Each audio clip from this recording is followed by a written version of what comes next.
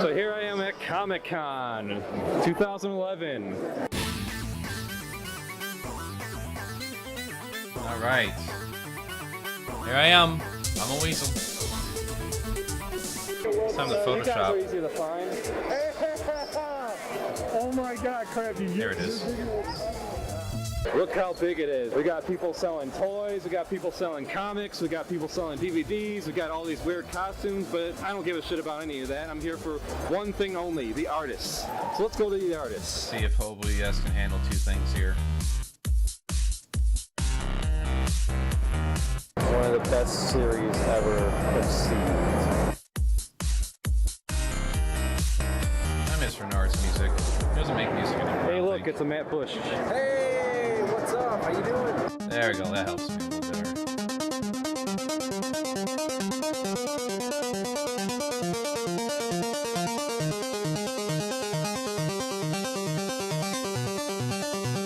And right now I'm with Matt Bush, and he's going to tell us all about his stuff. We're living some memories here today. And I'm going to tell you all about my stuff. Basically, I'm an artist, but of all different mediums. Most people know me for the work that I do for Star Wars. I do illustrations, but also I've broken into doing like a little bit of animation, a little bit of filmmaking, and basically if it's art, if it's music, any way to express myself, then I enjoy it, and I'm really into it. The most recent thing that I've done is called Hollywood is Dead, where I take classic movie posters, these great images I grew up with as a kid, and I just slaughter them and just make them bloody and zombified, and everyone loves zombies now. Everything is all zombies, so it seems to be going over well. Some people don't like the Matt Bush actually has a movie coming out too. It's Aladdin something 2039.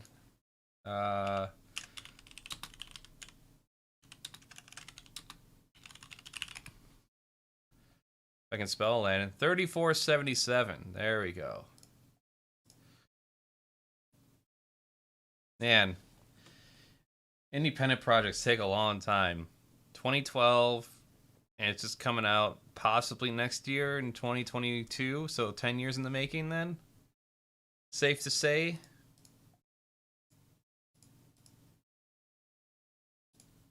Welcome to Los Angeles, the 20 years to where this whole idea started, leading all the way through where we are today and where things are going from here.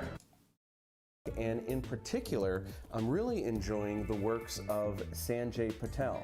He's an artist and animator at Pixar, but he also illustrates incredible books on Hindu legends and deities. Even though Aladdin 3477 will be live action, I'm still looking at artists like Sanjay for inspiration. I love the way he conveys Hindu mythology. Those look impressive. So I abandoned CraftyArts and I decided to focus on Daria's side of the story. Here I have the first issue of Daria Jontak, the deluxe edition, and the wraparound cover. Daria's tale begins when she is separated with CraftyArts. Alrighty. Anyways. What are you going to do? I don't know why, but everyone stuff. keeps seeing the Twilight one that I did, and everyone keeps saying, now this would have been a good movie. How long have you been doing art professionally? Oh my gosh. You know what? There was never an overnight thing where I was, a fanboy, and then the next day, guess what? I'm professional now. It's been a long, hard road.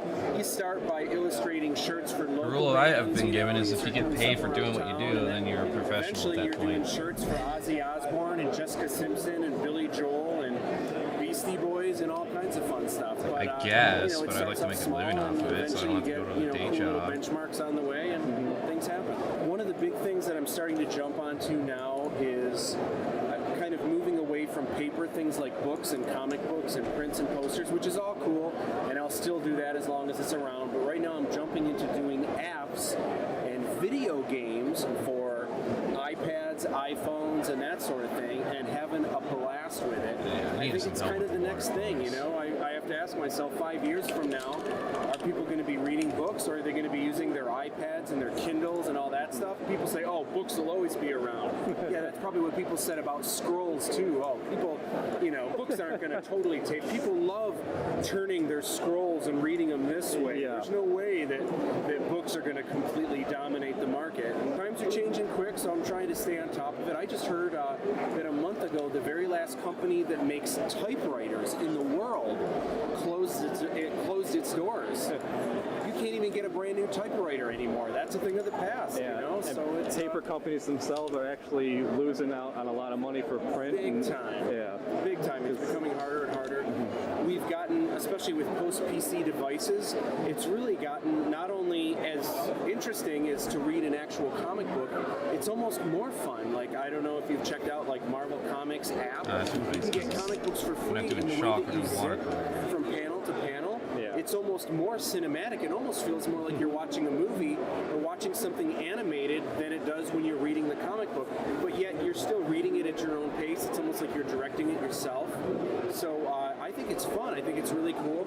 And one of the neat things about like making your own comics online is even if the comics are free, you can still sell merchandise. And that's where people make the most of their money anyway. So you make the comics free, you deliver your art to the world, and then you sell t-shirts, you sell bumper stickers, you sell hats, you do You the have to whole get an thing. audience And first. if it's good, people will love it. Hey, People Neely. will want the merchandise. They'll want the teddy bears. They'll want the, you know, whatever it is. So, all right, so this is my iPad. This is Looking forward to the Aladdin sketchbook. 3477. This is the cover screen. So there's a lot of different things Before you he can do. started that First of movie. all, you can go through the tutorials. You can pick one of these to go through.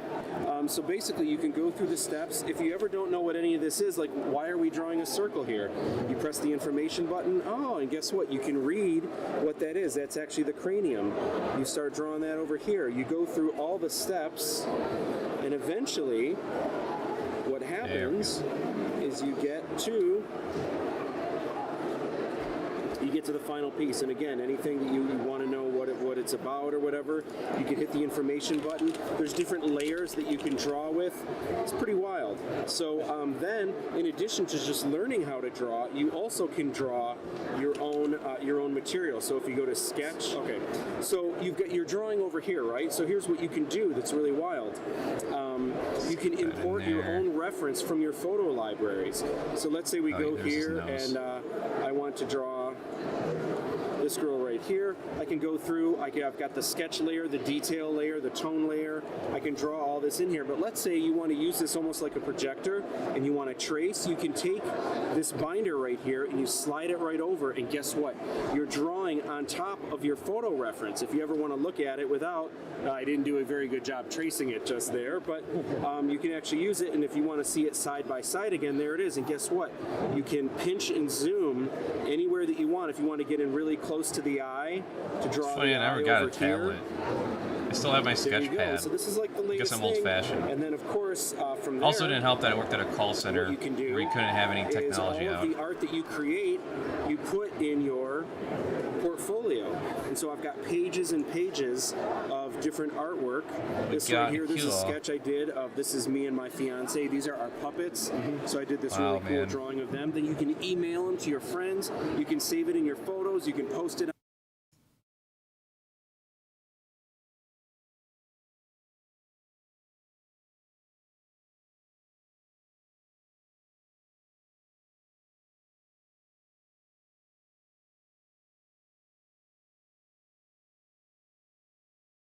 Cranking Fools in the Hood.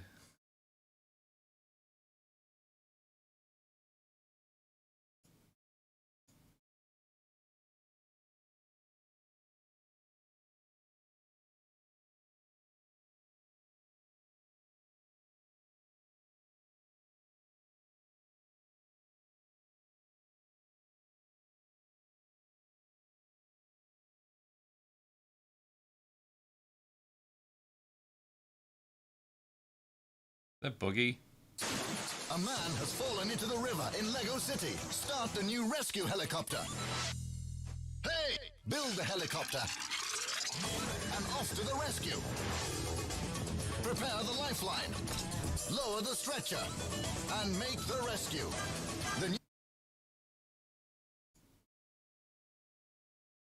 That's how you get subscribers. So earlier today. Ah, someone's coming in my house. Love you, Finn.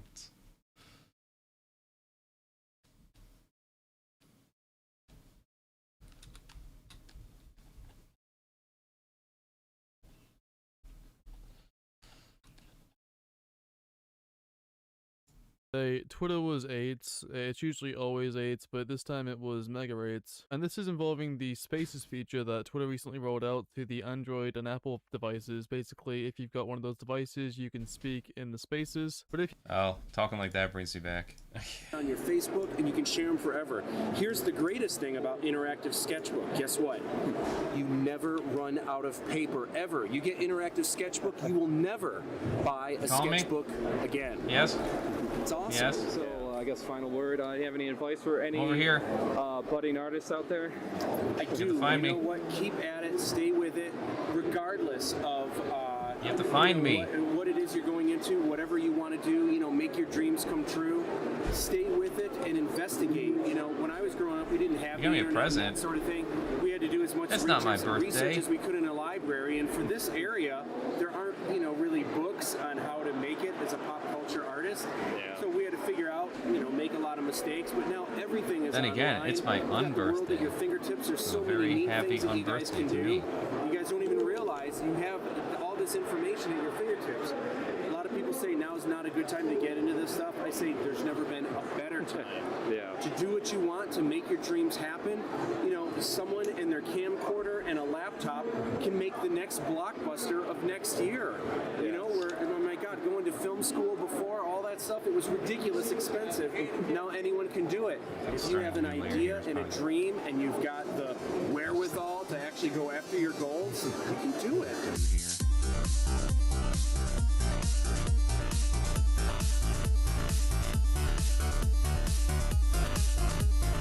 Alright.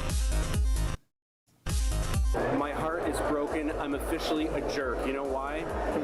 About a half hour ago, this little cute kid dressed up as Buzz Lightyear, he sees my Toy Story piece from across the aisleway, thinks it's Toy Story.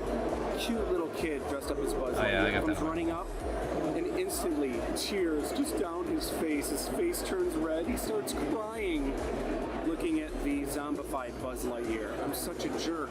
I feel awful.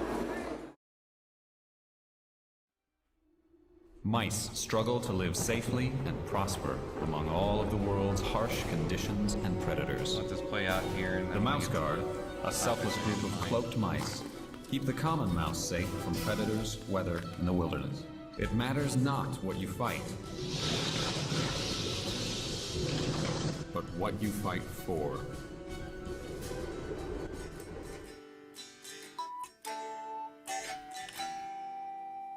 Okay. I am here Alright, hold on. with David Peterson, and he's going to tell us all about his Just a stuff. moment. Alright. My name is David Peterson. I'm the creator and artist on a book called Mouse Guard. It's a medieval fantasy Picture is comic hilarious. about mice with swords who My fend feelings off all aside, predators of the fine. world that are trying to get at them. You can find out more about Mouse Guard and my work at mouseguard.net. In the meantime, I can show you that I've done 2 volumes so far of Mouse Guard. Fall, which starts off the story, and Winter, which is the follow-up.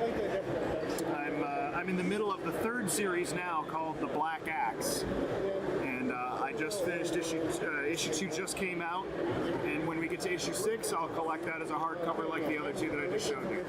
What inspired you for Mouse Guard in the first place? Part of it's my love of animal stories, things like Winnie the Willows, Aesop's Fables, Rudyard Kipling stuff, things like Disney's Robin Hood. Also, like I said, my enjoyment of playing fantasy role-playing games with friends. And then also, I was in Boy Scouts, and so there's some of that, like joining an organization and rising up in the ranks and having these kind of outdoorsy, patrol-y type duties and responsibilities. And so it's just kind of an amalgamation of all that. It's basically a series where I can draw all the stuff I want to draw and tell a fun story at the same time. I launched Mouse Guard in 2005, so 6 years ago, actually at this show. I wouldn't have considered myself a professional at that time. I was still working a day job, so I think I quit my day job in 2007 or 2008, somewhere in there. That just picks up gradually. That's how it usually is with everybody. Yeah. I mean, I probably could have stopped earlier than that, but I wanted to be sure. Yeah, exactly. I had a mortgage to pay, and it was like, I'd rather get a bunch of sleepless nights where I'm doing comic comics at night and still having to get up to commute to the day job to make sure that mortgage is going to be paid, make sure I have some health insurance still, those kind of things. And I didn't bail on the real job until this was going full steam ahead enough that I had the faith. What made you think of making a role-playing game out of it? 'Cause that didn't seem like anything that would ever occur to me. I was a big role player as a kid, and it actually inspired some of the mice are based on friends of mine. So there were character interactions that we had in Dungeons and Dragons kind of gaming groups that I thought that'd be fun to instill into a comic, and so there was some of that already there. I was a fan, and fans of my work started asking, "Where's the role-playing game? When is this going to be a role-playing game?" Well, I'd be open to that, and the right guy came along for the job, Luke Crane, who already had a successful line of role-playing games on his own system called the Burning Wheel system. And Luke said, "I want to do a mouse guard game." So we had a chat, and I realized he was the right man for the job. This is why one of the reasons that Luke was the right man for the job. Luke was willing to take his own system, his proprietary system, Burning Wheel, and instead of trying to make Mouse Guard fit Burning Wheel, he made Burning Wheel fit Mouse Guard. He altered his base system to fit Mouse Guard because we didn't want a Mouse Guard role-playing game to be essentially Dungeons and Dragons, except you happen to be mice. We needed to custom make rules that fit the fact that you're mice, that fit the world, the scale, that seasons are just as important as your character attributes, that having a character is more important than having a set of stats. So it's very much designed to be a Mouse Guard role-playing game.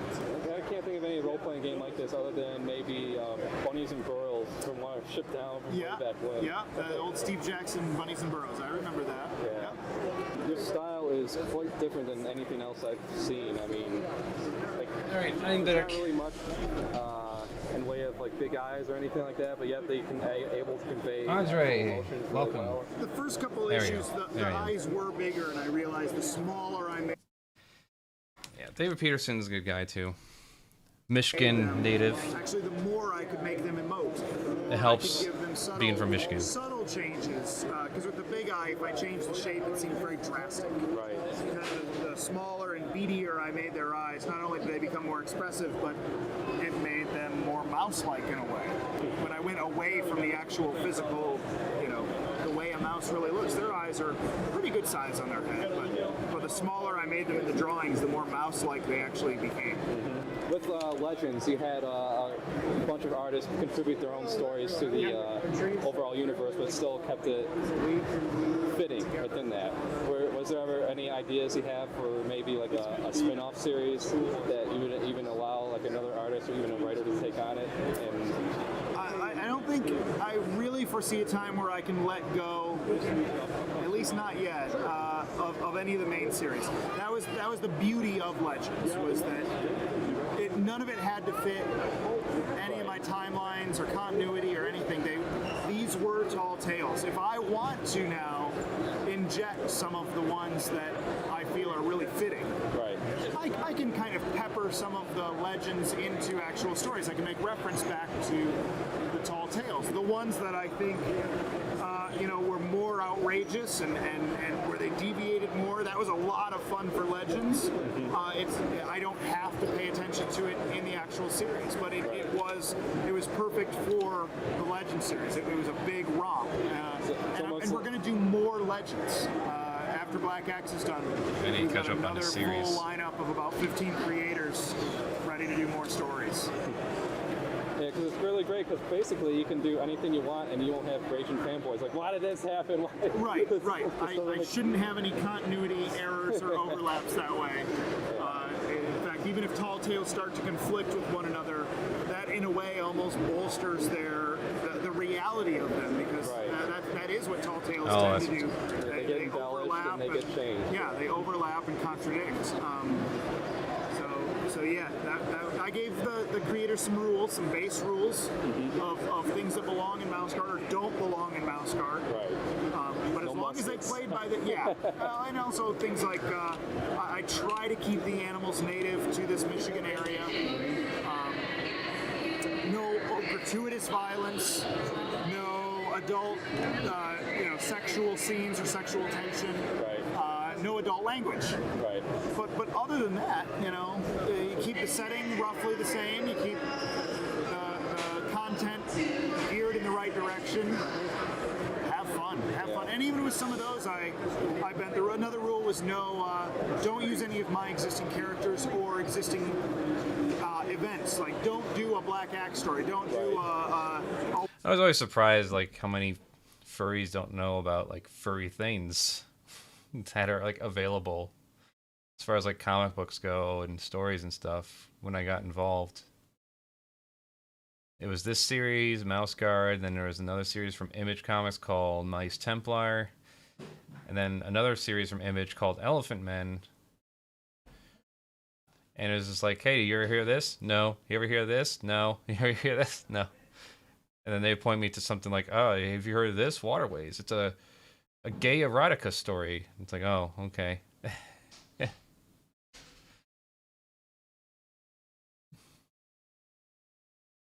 there anything that, like, a major publisher does that people like? Yeah.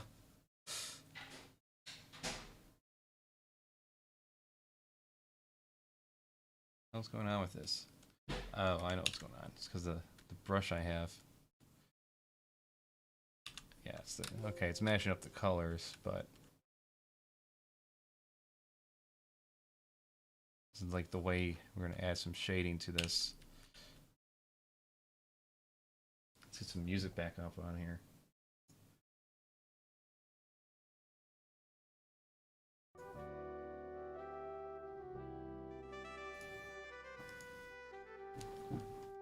So, I don't know about everyone else, but maybe it's just because of, like, how, like, YouTube's algorithm works. And it creates all these recommendations. But I'm kind of getting tired and sick of the format of streaming videos and just posting a bunch of random clips online without any edits, without any flair. And very little creativity whatsoever. Starting to get really fucking bored with it real fast. This almost seems like everyone's doing that now.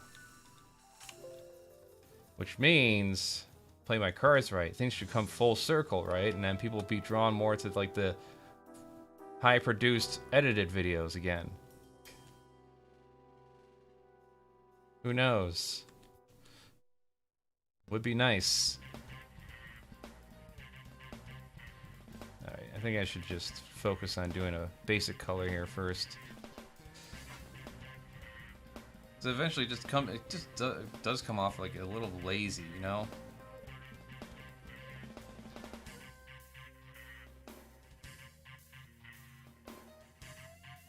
I mean, I thought about it. I thought about doing a bunch of live commentary and videos and just start posting clips of it. I mean, that would keep the channel busier. That seems to be the key thing right now, getting a lot of, is to just post a bunch of shit constantly, and then eventually the audience starts picking up on it.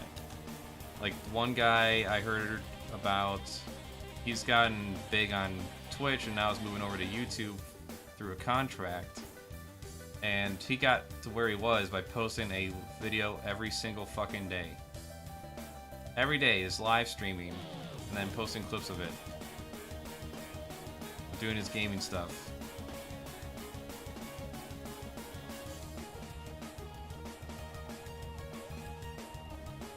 I don't know, I just can't game like these some of these other people do, you know, being loud, obnoxious.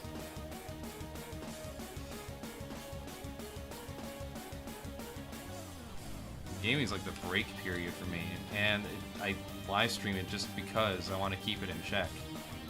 Because the times I haven't kept it in check, it just gets out of hand, and I don't get anything done, and then I get depressed, and that's not fun. Most depressed I ever was when one time I just like, I want to take a real break, and then I played video games all weekend.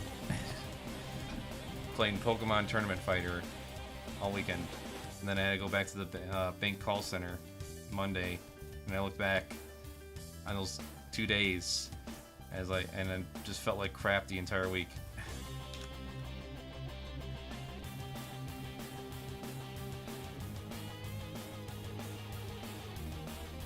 So I don't know if I can get away with doing both, right? Posting live streams on this channel while at the same time getting edits done. Though it's starting to actually pick up a little more subscribers, I noticed, on this channel since I started live streaming like this throughout the last couple weeks.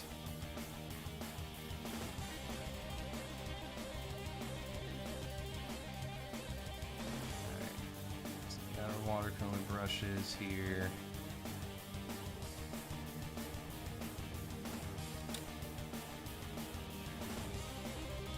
The problem with the watercolor brush is like the way it acts, it's like it darkens with every stroke.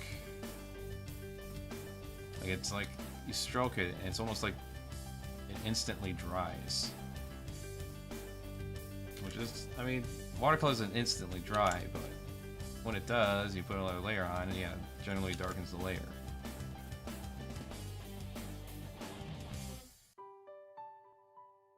So I think I just need to focus on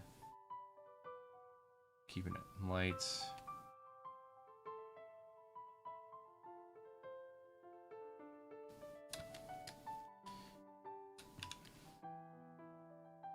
Yeah, I wonder if this creature would look better if he's pink.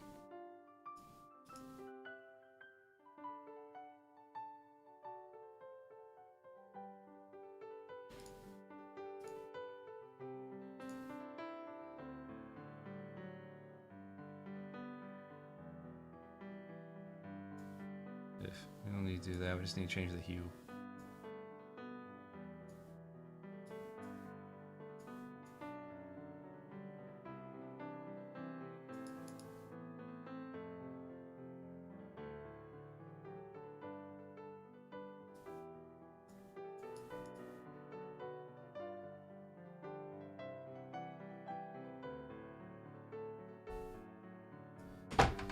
Yes? There's nom noms. Oh, okay. Where? I'll be Weasel back. Love you. Mini me.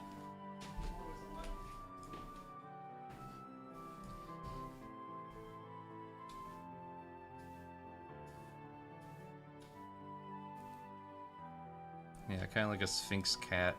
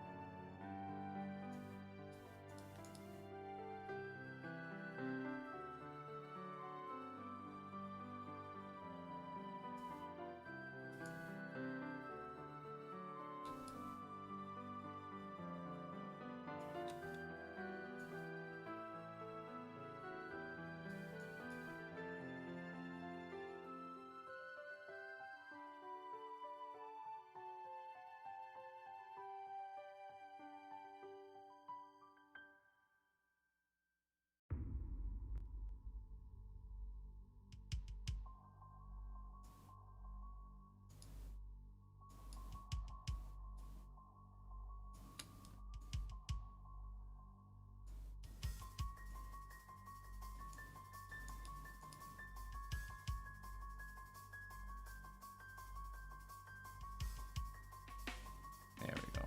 Yeah, deep purple works.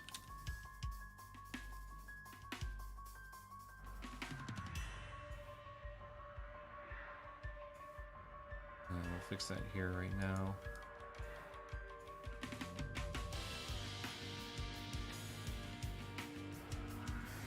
Perfect.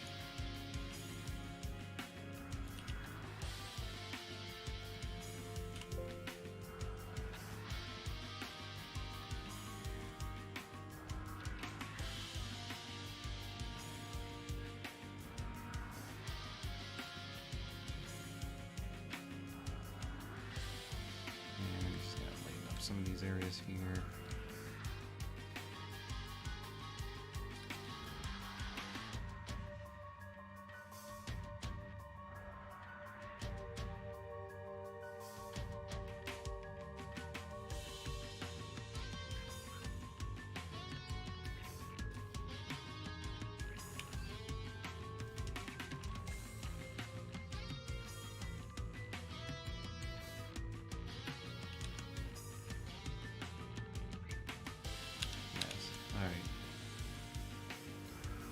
Dog Slobber Season 1, that looks pretty good. Actually, no it doesn't. Ew, that looks ugly. It's like just a consistent pattern to it. There we go. Still too dark. What about Ocean Liner?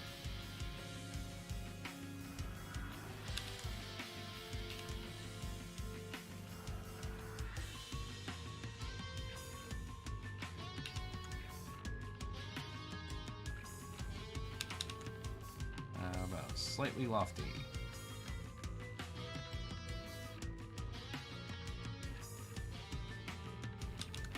Too light.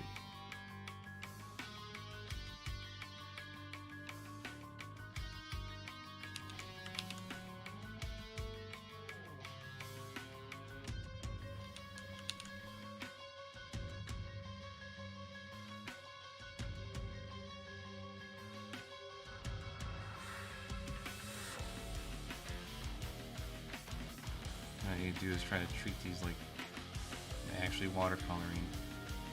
There's no eraser, no undo button.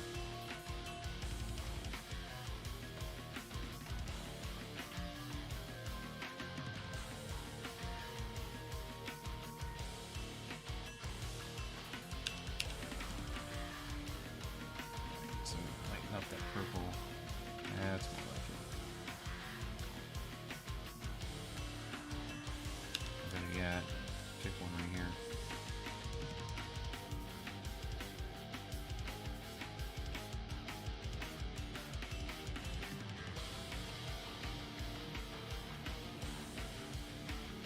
Just gotta hold down the pencil, do one layer. So yeah, what was I saying about earlier about, yeah, the format, just doing streams is really getting old real fast. So it's like a lot of channels I'm watching now, it's just that's all they do. Like, I enjoy the commentary and everything, but man, can we do something else? I mean, it's great seeing the live commentary and everything, but you know, when you have no edits, no flair or anything, no music, yeah, no chapters, compared to, like, you're losing out compared to like Netflix and everything else that's out there.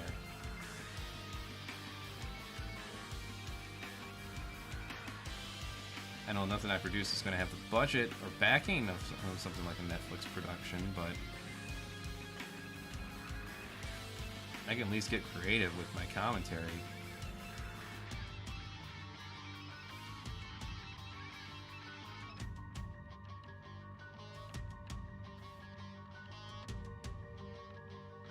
I think it's the thing that's a lot of these live channel live streamers are missing now. It's just you can't just do the live stream thing. You gotta make an effort to just do some actual commentary. You know, script writing.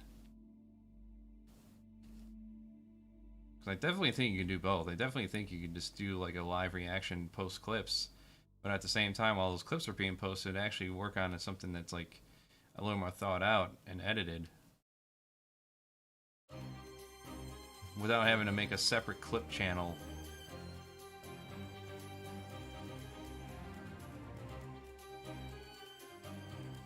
That's the other thing I noticed too. A lot of channels just make a separate channel whenever they like have other content they want to do in between their work. It's like I watched Film Cow. Film Cow did the Charlie the Unicorn series. But in between his animation projects, he does nothing but video gaming. Just game live streaming. Video Game Valley, he calls it. I don't see him losing a bunch of subs. I don't see his videos tanking whenever they comes out with something new.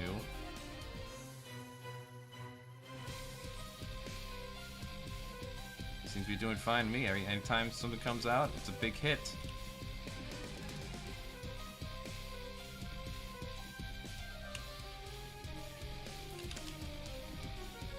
Oh, great, so I can't erase anything on here. It's just... Alright. Yeah, just gotta treat it like regular watercolors. Layered it on. Never done watercolors before, I think it's the issue. I want to be able to expand my mediums. A lot of artists I've seen too, they'll stick with one style and that's it. Even if it's a shit style. And just use that as their excuse. Like I've seen artists like almost 10 years now. Never really improving. The only thing they improved on is just how much detail they add to their shitty style.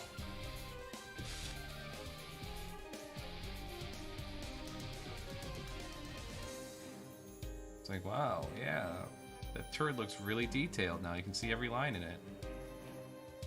Great job.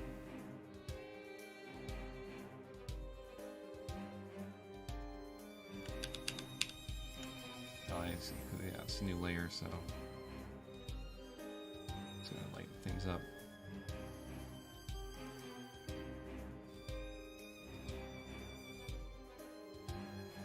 That's kind of what I want to do over here.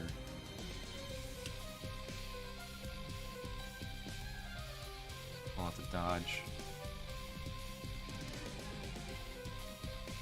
There we go. Get the midtones out.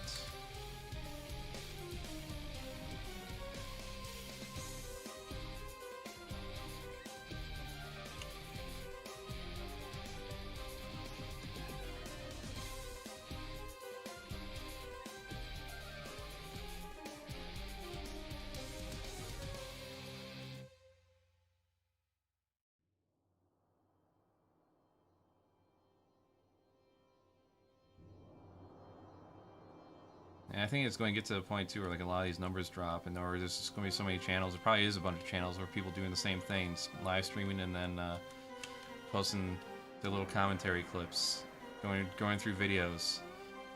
I'm doing the same thing right now, but the thing is, the live streams I definitely don't think would ever take off in this rate. But I'm working towards actual produced content in the end. Kind of like how Adam from Your Movie Sucks does it.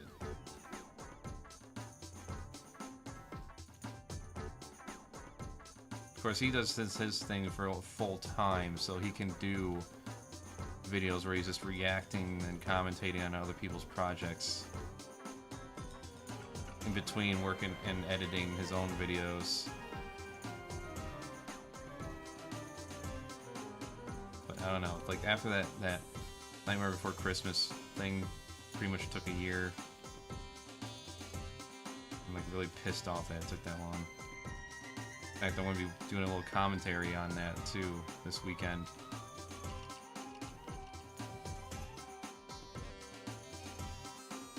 To have more content related to that subject.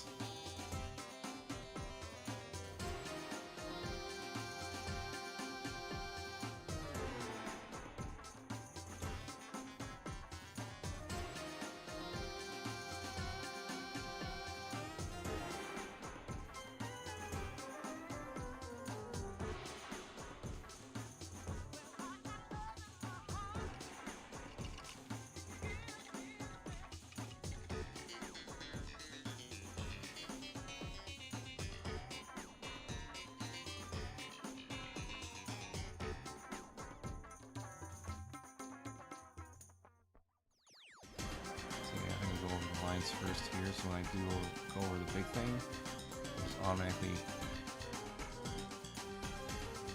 make the line portions darker. In fact, you know what? That's saturated.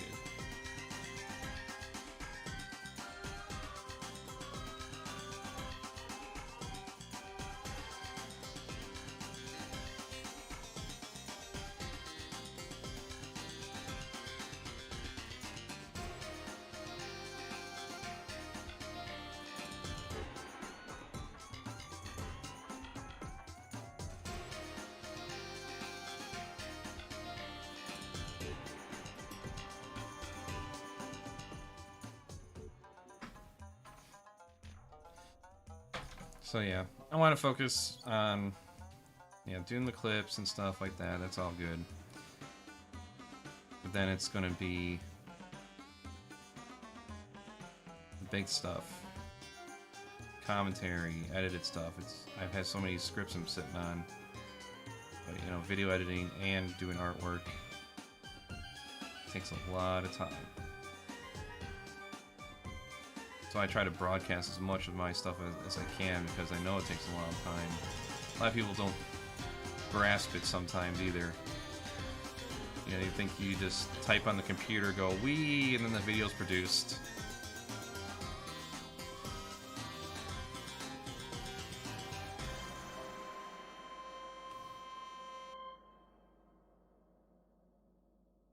Alright, now we can start modifying this here, putting some details. It's like where the shadows would be here on his foot. Paw.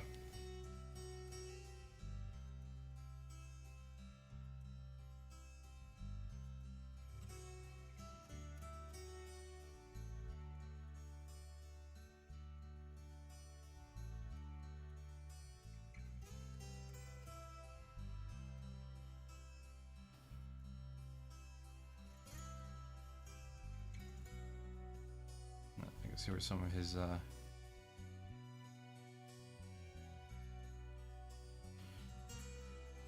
should I make his belly green? Should I keep it green or dark purple?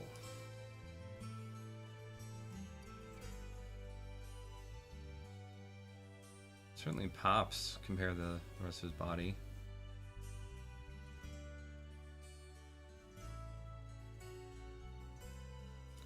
I kind of like that.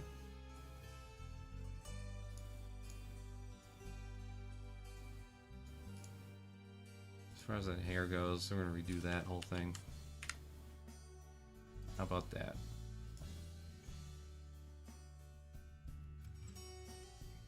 Yeah, we'll just make it white.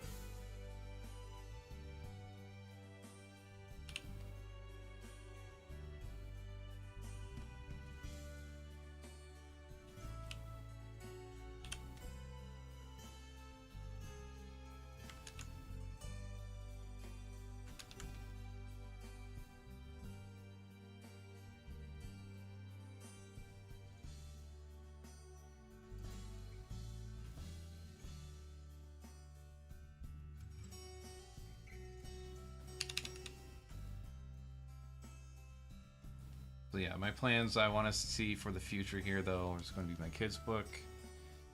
This is unrelated to that. I got the outline pretty much done for it. Again. It's a matter of just making some of those pages. So I really should be doing... After this one, I plan on doing it then. How about that? It's declared. After this art piece is done... Strictly kids book stuff. Well, and then the CraftyArts stuff too on top of it, but and one thing at a time.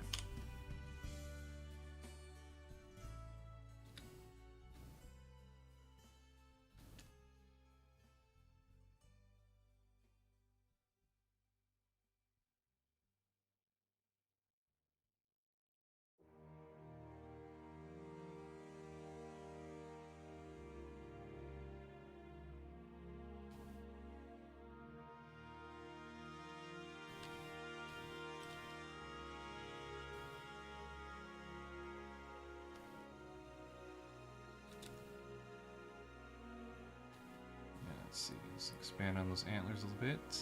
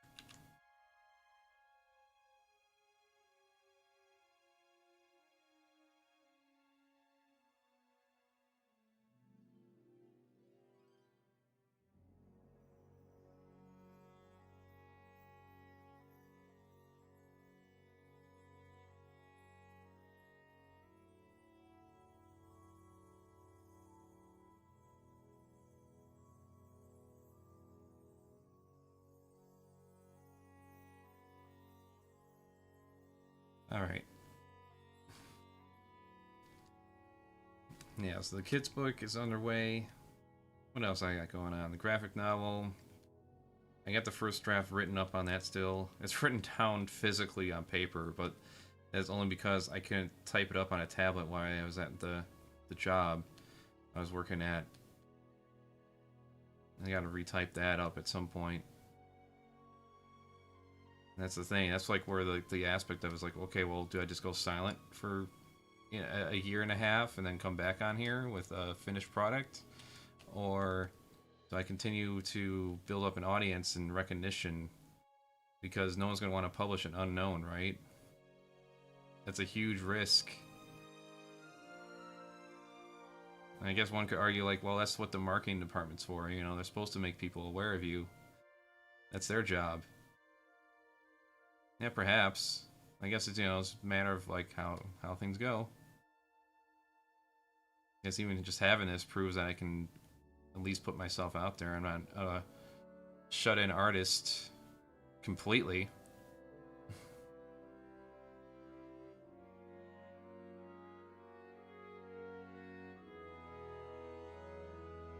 So yeah, there's a lot of ideas floating around there.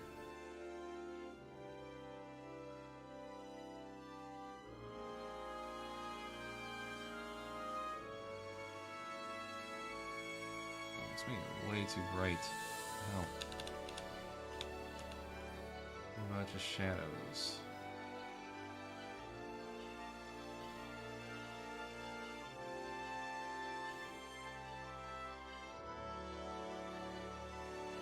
better.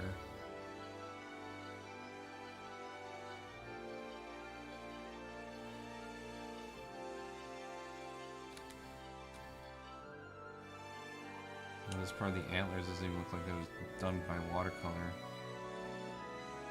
Just erase it entirely.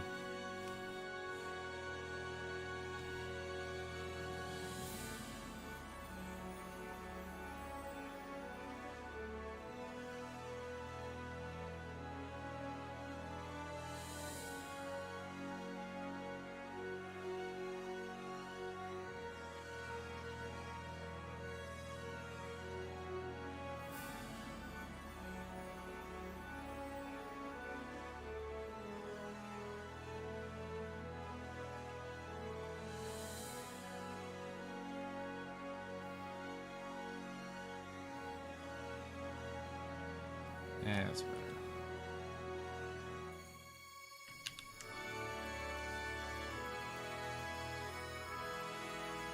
There, I finally just start justifying the purchase of these Photoshop brushes. Oh shit, that's right. I got a Cyberpunk parody I made too. We filmed a year ago. Yeah, it's been a year since then now. Holy shit, time flies.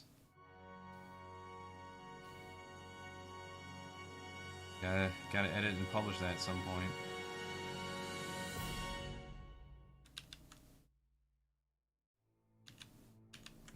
I also want to keep the weekly videos going on at the arts channel because that's what's causing it to grow.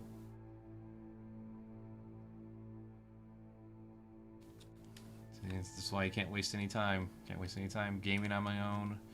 Can't do any of that stuff.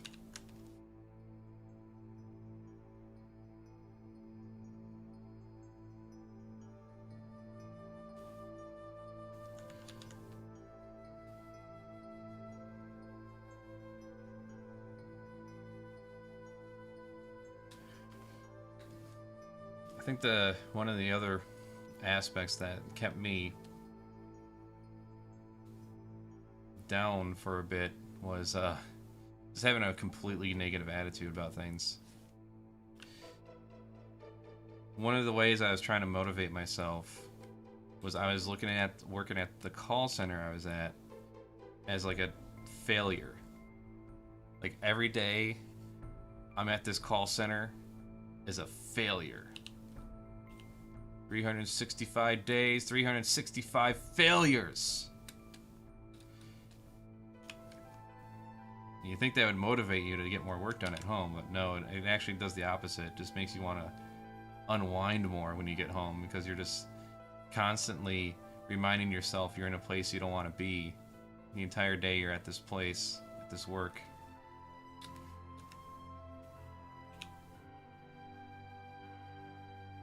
Like I said, it's just not motivating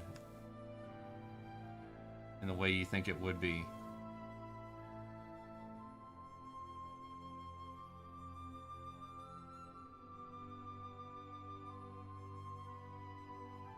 So yeah, I got to the point where I was pretty close. I'd say I was pretty close to starting getting like write-ups and eventually fired. At least I think I was close. They weren't doing anything to me yet, but the way I was doing the phone calls and stuff, having to get up, just not being able to sit still at all anymore, not putting up with people's bullshit on the phone all of a sudden, it was not looking good. They can bullshit all they want about, oh, you can have a career here and blah, blah, blah, fucking blah.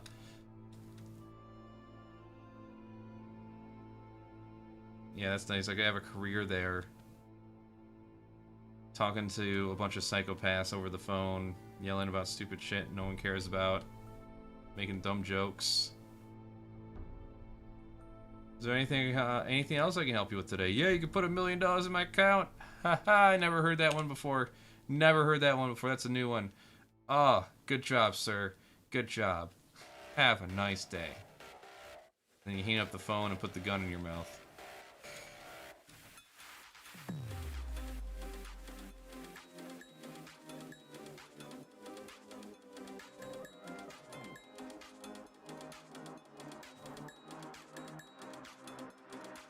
So yeah, I got lucky that made the right friends and got me in a better position somewhere else. So I would just ended up leaving, getting fired. I had no idea what the hell I was going to do next. But yeah, I got myself out of that fucking attitude.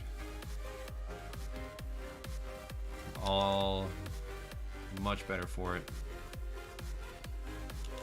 Let's see, let's lighten these up here a bit.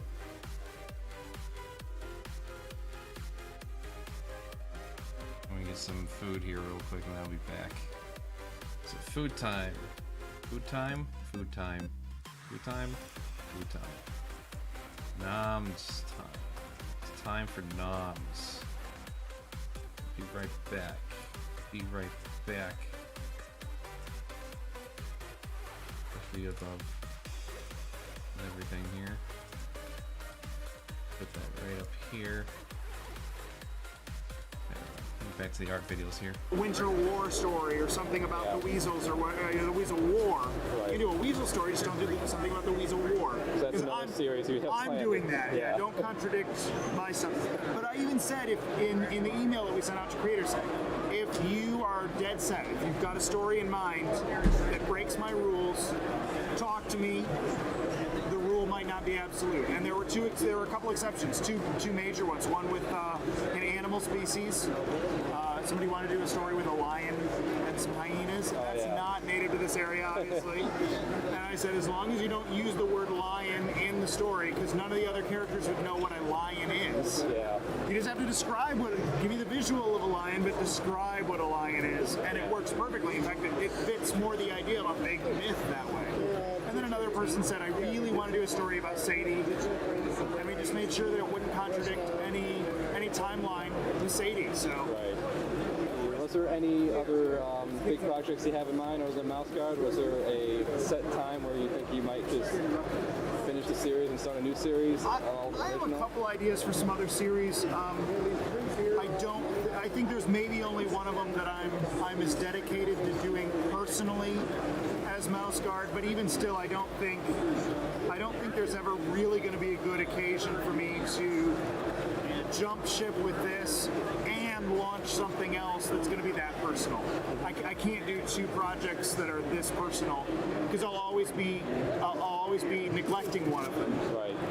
So my guess is I'm going to end up probably handing those off and just keeping a hand in some of the development, but approving the story, like, okay, yeah, this is good, keep going. Yeah, I'm ultimately just going to have to let that go and have have somebody else do those projects because it's not worth sacrificing mouse guard for. Right. I think that's pretty much it. Okay. I appreciate your time. Thank you. Thank you. On a long journey to Glenstone, I sailed right into its shade. There before me.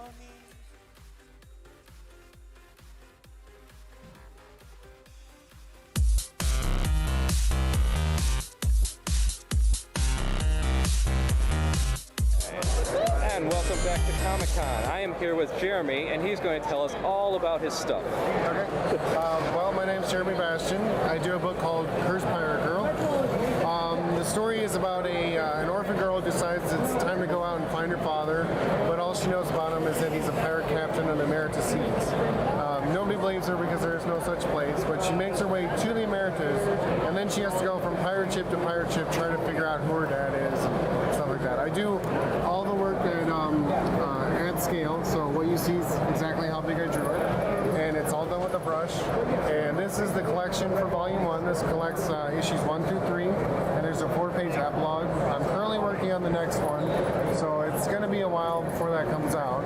But you can find my work at jeremybastion.blogspot.com, and that's me. So did you have like a big breaking moment, or is it just kind of gradual over Well, time? I self-published issue 1 like 5 years ago, and I took it to my first outside of Michigan show, because originally I'm from Ypsilanti. I live in Plymouth, Michigan now. But I took it to Chicago, and from that show I got a publisher who was really interested in publishing it. So that was sort of like the first big break, is somebody actually saying they'll put up the money and print it for me. Right. What would you say inspired your work the most? Well, my favorite comic book artist is probably Mike Mignola, followed closely by Guy Davis and Art Adams. I think just their scope on what they do in comics is a little bit more than just comics. Artistically, outside of the comic realm, I would say Arthur Rackham, Gustave Doré. The list sort of goes on and on. But a lot of the old world illustrators, Walter Crane, Joseph Clement Cole, Franklin Booth. But sort of an antiquated style of illustration. Right. All right. I'm here with Alex, and he's going to talk about his stuff for us. All right. Hey guys, my name is Alex Rochelle, and this is my stuff. I am a Star Wars artist. That's what I do primarily. Work a lot with Tops, trading cards company. I have a lot of those to show you in a minute. Illustrator, been doing it for about 7 years now, and let's take a look. All traditional painting. I do everything by pencil, paint it all with acrylics, do some color pencil touch-ups at the end. Sometimes gouache, but I like acrylic better. And I went to Macomb and studied for digital illustration. I didn't like the digital part of it, so I took some fine arts courses. Didn't like that either. So I found my way, by accident, an old illustrator by the name of Ron Reed got me started with it. Took some classes, and then just jumped into this thing and loved it. Now I can't stop. What was the thing that turned you off about fine arts? You know, it was the fact that I wanted to paint things that look like stuff. You know, I didn't like splashing paint. I didn't like just dancing around or gluing hot plates. I have to explain to people what it is. Exactly, and then putting a $30,000 name tag on something that has like a paper plate glued to a canvas. I couldn't do it. Yeah. I like drawing people. I like drawing stuff. I like people to know what I'm drawing. Everyone in the fine arts community now hates you. Oh man, they hate me since a long time ago.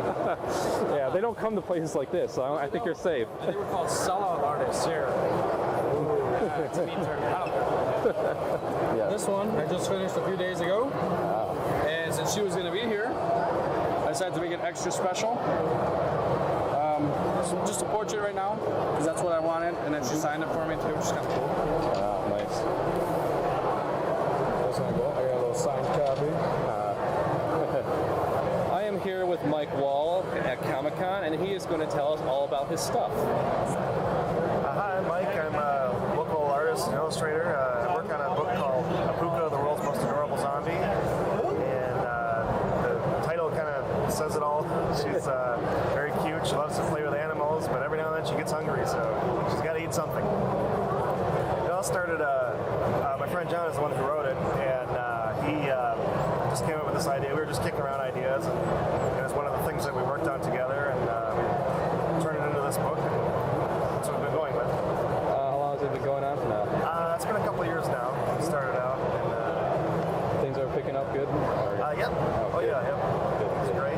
Any other major projects you have going on right now? Other than that? We're working on a third Apuka, which should be out in time for fall. Let's see. Where'd you get your start in art, or how long have you been doing it professionally? Professionally, it's been. Sorry, I have to think back here. All right, there we go. 98 around there, and I've done a lot of freelance work. I do a lot of storybooks, children's books, that sort of thing. Any notable earlier works? I got a book that I did with my dad. It's called Trains of Christmas, and that's kind of like our other big hit. That's going good. That's about the passing down toy trains for the family from generation to generation. I think that pretty much covers it.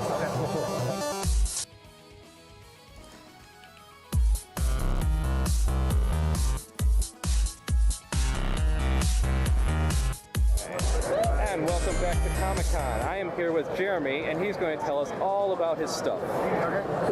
Well, my name's Jeremy Bastian. I do a book called Cursed Pirate Girl. The story is about an orphan girl who decides it's time to go out and find her father, but all she knows about him is that he's a pirate captain on the Emeritus Seas. Nobody believes her because there's no such place, but she makes her way to the Emeritus, and then she has to go from pirate ship to pirate ship trying to figure out who her dad is and stuff like that. I do all the work at scale, so what you see is exactly how big I do it. And it's all done with a brush. And this is the collection for Volume 1. This collects issues 1. Wait, didn't I just go through this guy?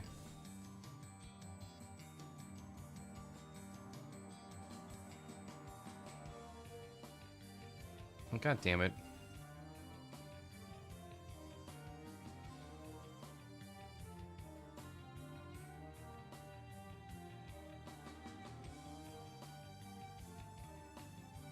How the fuck did that happen? Alright, well, I can re-edit this real quick. Thankfully, YouTube lets you do that.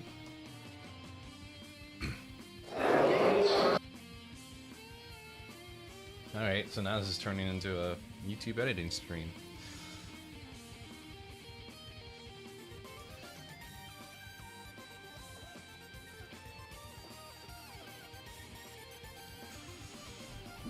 Alright, so now we gotta find...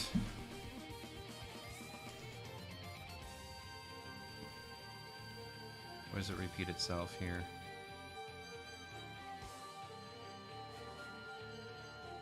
David Peterson.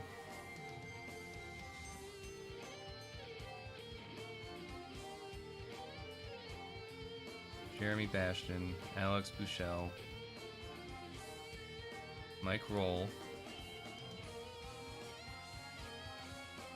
and Jeremy Bastian again. There we go. So trim it right there.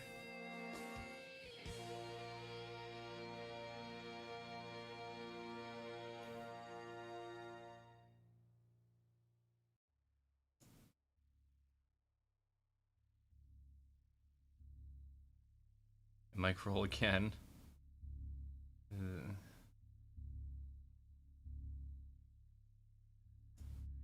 I think that pretty much covers it. Alright. It should be out in time for fall. Let's see, where'd you get your start in art? Or how long have you been doing it professionally? Professionally, it's been... Hey, Change a Husky. Sorry, I have to Oh, welcome, Change a Husky. It's about 98 around there, and I've done a lot of freelance work. I do a lot of storybooks, children's books. Negative attitudes at work do not help. Earlier works? I got a book that I did with my dad. Sorry, I was mad to mention earlier. And I'll get that's back kind of into like that our minute other big hit. That's going good. That's about the passing down. Going good. That's about. Alright, okay, I'll get this name right. Going good. That's about. Alright, I think that pretty much covers it. Okay, right there. And this is the one saving grace of YouTube, is that you don't have to actually... If it's just a simple edit, at least, I don't have to just delete the video and re-edit it and re-upload it. Okay, was there any other errors I need to worry about here?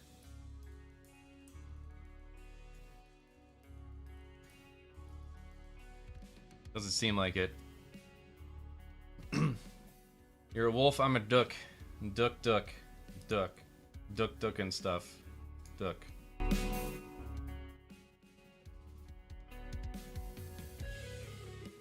Yeah, I can actually hear the music. Now I can actually hear it. Alright. So yeah, today is just a drawing day and just discussing whatever people have a suggestion about or questions or whatever.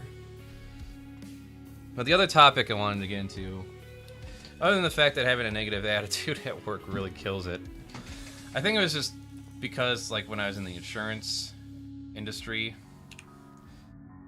it was always being 100% all the time. Yeah, I gotta fix that face. Let's fix that face here.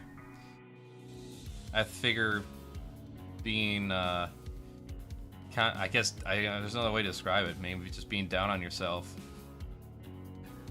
Working at this call center is a failure. Every day, working at this call center is a failure. So that damaged things.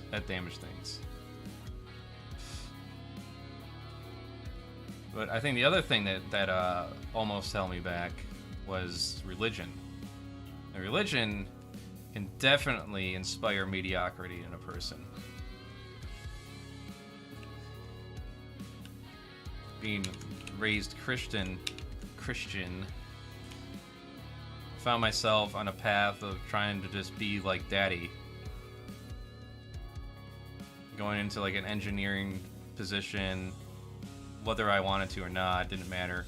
You know, there's all this talk of like, oh, you know, art's very competitive, you might not make it, you're gonna have to have a backup plan. Which I guess right now, as it stands, I'm kind of proving that you need a backup plan, huh? When it comes to my numbers and everything. Like, well, whatever. But, yeah, I mean, there was a point where I just took all my drawings and just threw it in the trash. I was like, I ain't going to do anything with this. Like, my art sucks. It's always going to suck. It's never going to improve. I don't have money. Go to college. Which I didn't have money to go to college. I still don't have money to go to college. Not unless I want to like go into like hundreds of thousands of dollars worth of debt and not be able to pay it off. I mean, that is an option. It's like, what are they gonna do? Kill me? Oh, you can't get your money? You're gonna break my legs?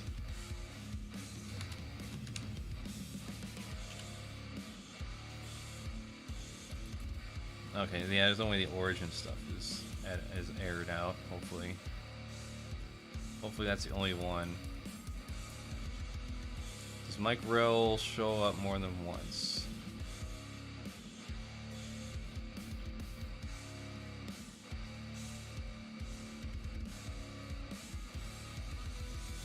Does David Peterson show up more than once?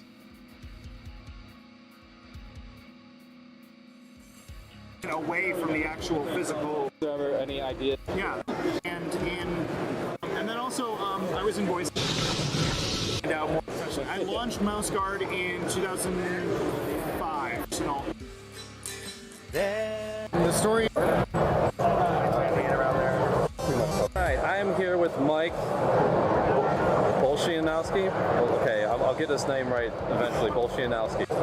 Art professionally. Just look for more on Facebook and Twitter things, and in that case, now things are cleaned up in the future. There's also an invite in the description for our Discord group. Save You can that. meet other creators such as myself, live streamers, gamers, artists. It's all there. Perfect. Policing's not really competitive right now. Why would I'm not sure how policing would be competitive. I mean, as like far as like getting bigger busts and stuff like that.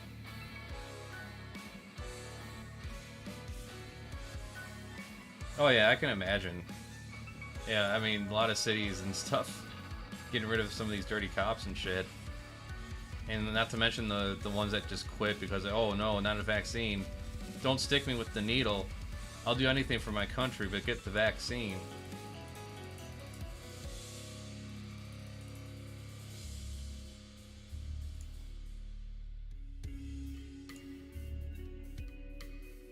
Plus, it helps too that training is certainly a factor too. It's like it's same thing with doctors. All right, if you get like a really old doctor compared to like a younger doctor, it's not even just a matter of skill or ability based on age. It actually goes back to like the types of mindsets and training they got when they became a doctor compared to new people becoming doctors.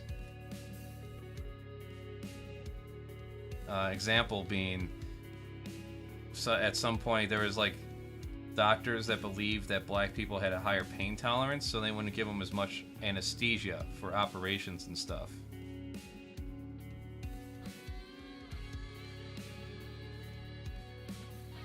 No science based on that at all either. It's just for some reason it became some kind of weird myth.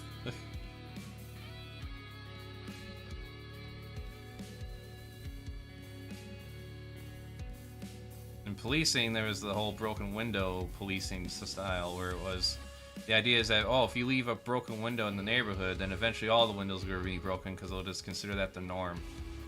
So whenever you see any type of crime, no matter how petty, you got to lay the hammer down. You got to lay the hammer down hard. And you can thank people like the Clintons for doing the 3-strike rule, where you have a bunch of people in prison for life for petty crimes because of the stupid 3-strike rule. I just don't like this idea of treating human life like at their little pawns, low resources. Why the hell did I do that?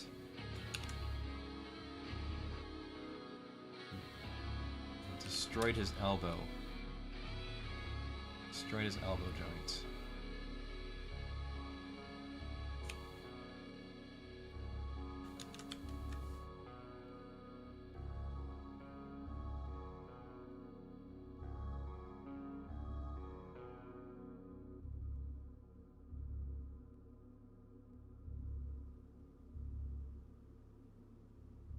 There we go. I like the shoddy work. This is actually starting up here.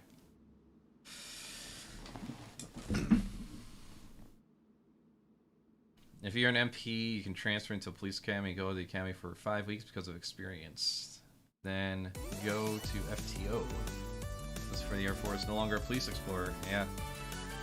We had battle buddies, became friends with them. Nice.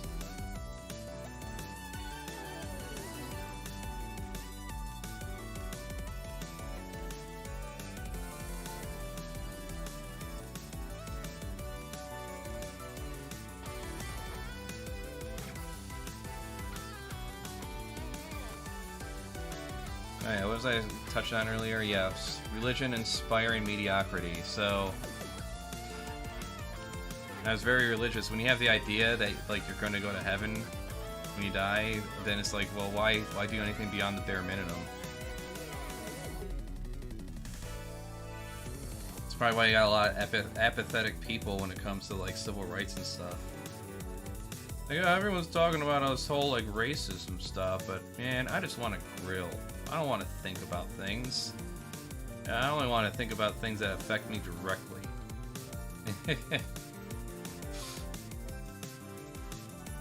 I don't understand that attitude.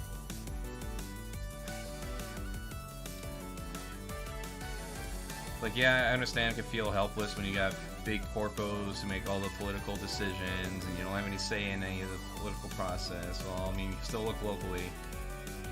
Still look locally in your towns and your cities. Do what you can there.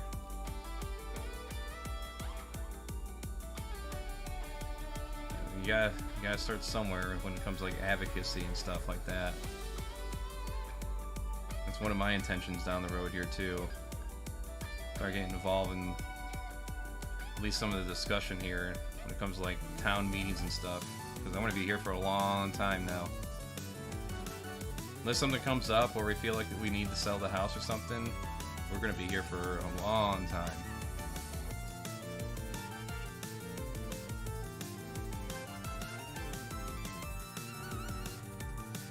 Alright, let's do his paths. Hold on, let's get that tail out of the way. What color should his tail be? I guess we'll just do your typical pink.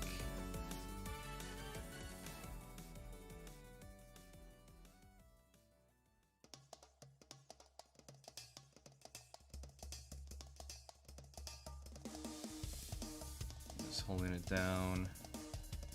We get one consistent solid color there.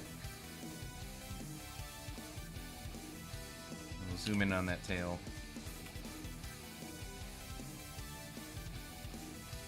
But yeah, so like it was just going to be the bare minimum when it came to when I was a little more religious.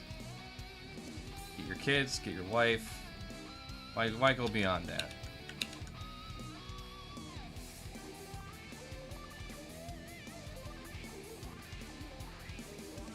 This world's gonna end anyways.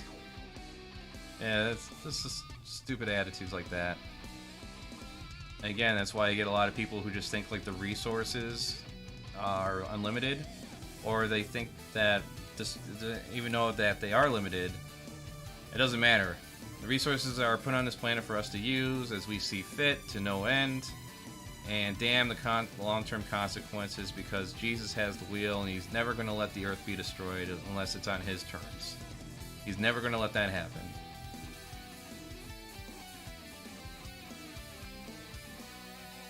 Which is ridiculous, because then if anything does happen, like a big major event outside of like human control, like I don't know, a meteorite hits us or something like that, and we're living in some hellscape, they're gonna blame people like me for like causing it to happen. They're gonna be like, oh, God was angry because I don't know, interracial marriage, and then we'll go backwards for 1,000 years or something in terms of social progress. Who knows?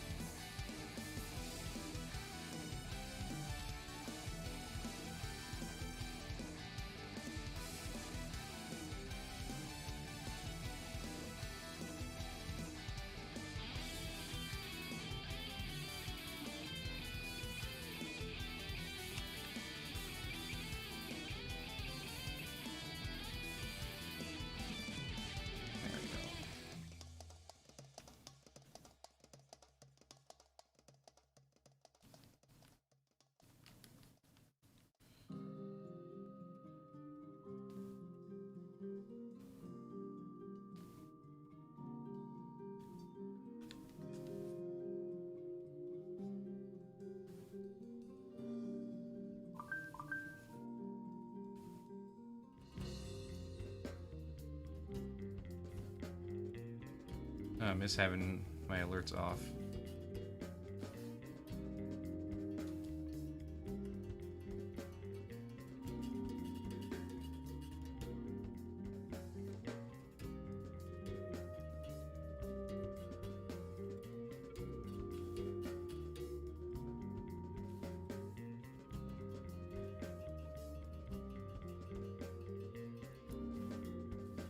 Alright, let's see what's going on in the world of crazy right now.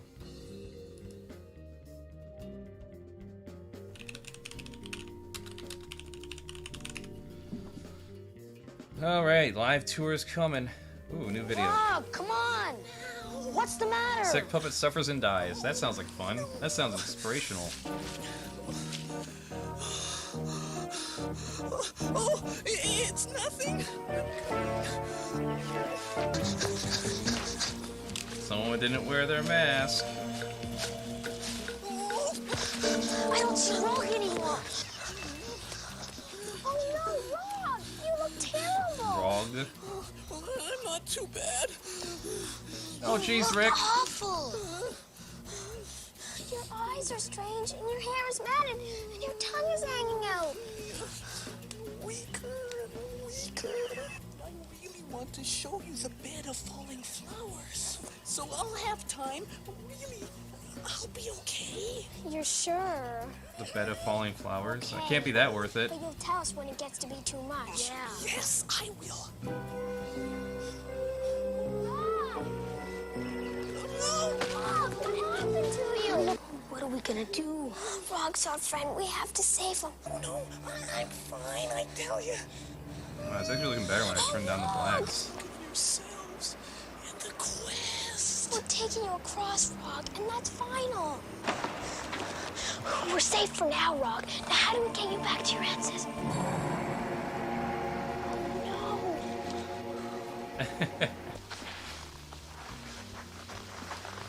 What did you guys do? What have you done? Rog, we knew him. We knew him for so long. Rogue, we're here. He's not even answering. He's not even moving. This calls for a song. I got here and put him down in the sand. He will get better. I don't know. He never told us how the Dune to Dooning worked. The Dune and Dooning. I've never had a friend die before. It's funny.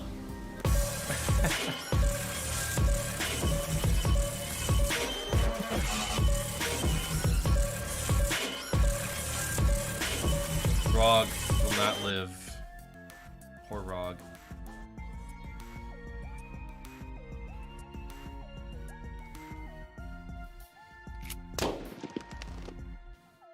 We all know someone who's been sucked dry by a vampire or ripped limb from limb by a werewolf. It's a sad truth that almost every family has to bear.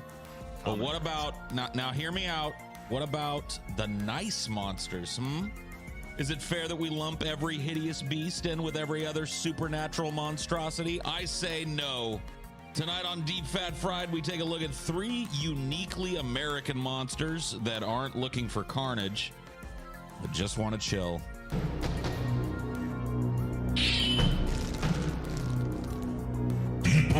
I'll catch up on that eventually. I'm not gonna rip off their content here. I'm proud to be part of this podcast. I'm proud to be part of this show, whatever we're calling it.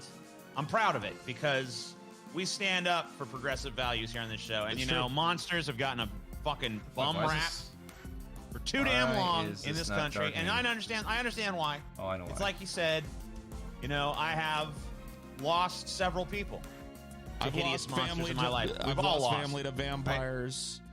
I've lost, You know, I gotta be honest. I know this is strange and statistically unlikely, but I have never known a single person that was killed by a vampire. That's crazy. That is actually I know, crazy. right? Most That is people kinda have crazy. no 2 or 3. You know, I mean, I've known a shit ton of people have been eaten by werewolves. Like, it's Well, crazy how many people I know have been eaten by I werewolves. hate to be the actually guy. I hate to be the actually guy. I knew. but- oh, go ahead. Oh, I just want to tell this brief little story real Yeah, quick. go I was it's crazy. I was walking with a friend of mine a few years back, and I looked up. I saw there was a full moon. I'm not really sure what happened after that. I like blacked out for a second or whatever, and then you know the next day, I woke up in this alleyway, you know, across town, and they told me, you know, my friend had died the night before. He'd been ripped apart by a fucking werewolf, and I was Fucking like, Rougarou. I blacked out before I could even see it happen, and I wish I could have. You must have been so frightened that you just I'm assuming what happened is I saw the werewolf and I just passed right out, and That's I just probably. my mind's blocked it out. That must be. I mean, I think a lot of it has to do with just the different geographies that we were raised in. You know, a lot of Perfect Youth channels don't exist. Yes.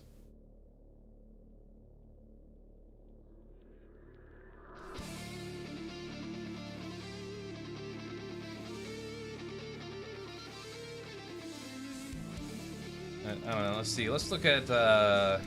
Let's just look at the trending page. I'm curious. What does YouTube think I want to see?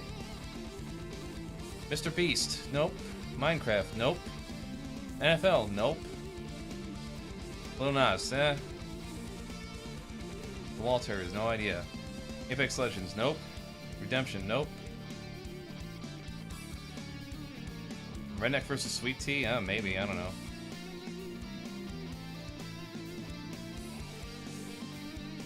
Pokemon Evolutions? Nope. Never seen them.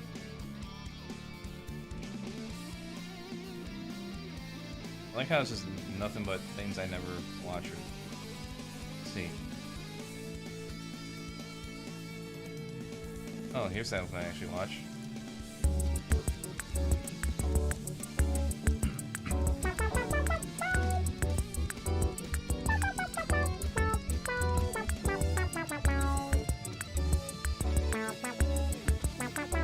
And then random dogs. Hey, you know what's better than a $5,000 PC? $5,000 in my bank account.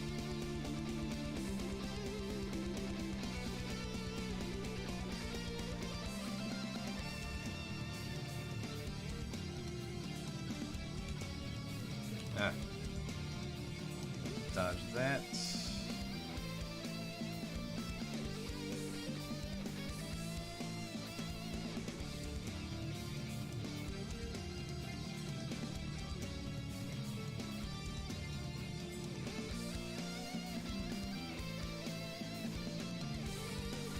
There we go.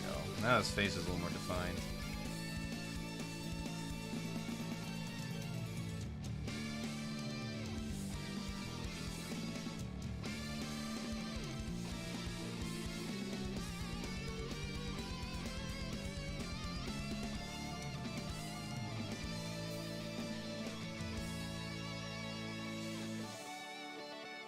Right, that's all I got for notes for today, so not much else I can really think of to talk about right now.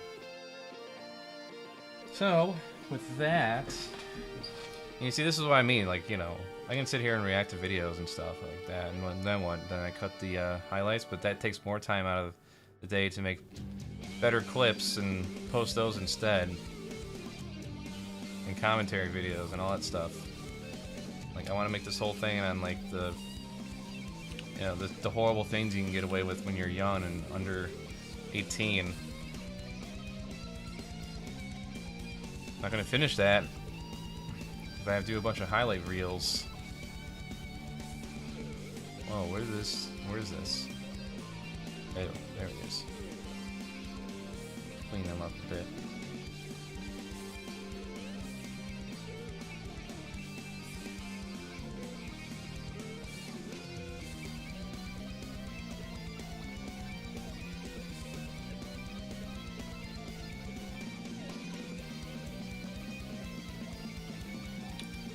It really does help making multiple layers in this, though.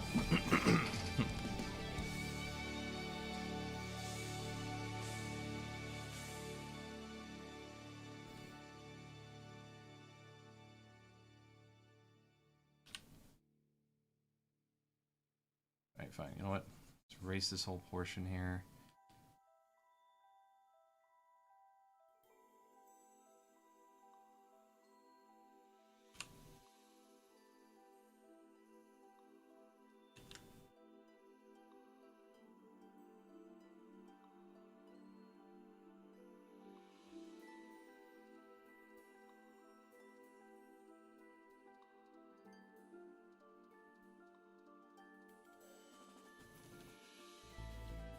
Unless Daily, you're still there, or Heather, you're still there, or Changa Husky, you're still there. You got any ideas? Any news? Any topics? Oh, I know what's going on. Battlefield fails.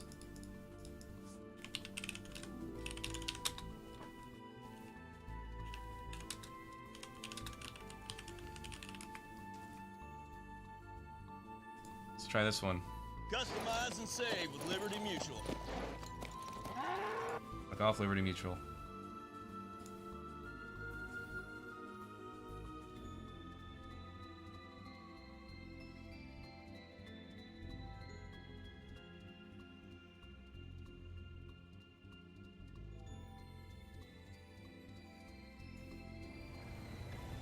Yes, hovercrafts on buildings. Launch that shit. They fly now. Is it gonna hit the plane? Oh, the helicopter? Yes. Oh yeah, the gun spread I hear is really fucking crazy too.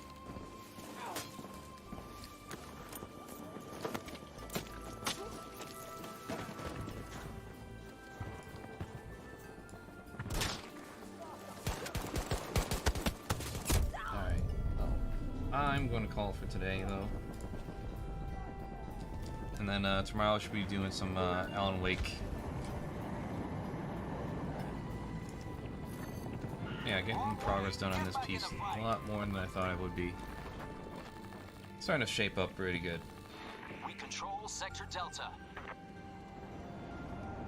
Hey, All right, you know well, what's until better tomorrow, than a $5,000 have PC? a good night. A $5,000.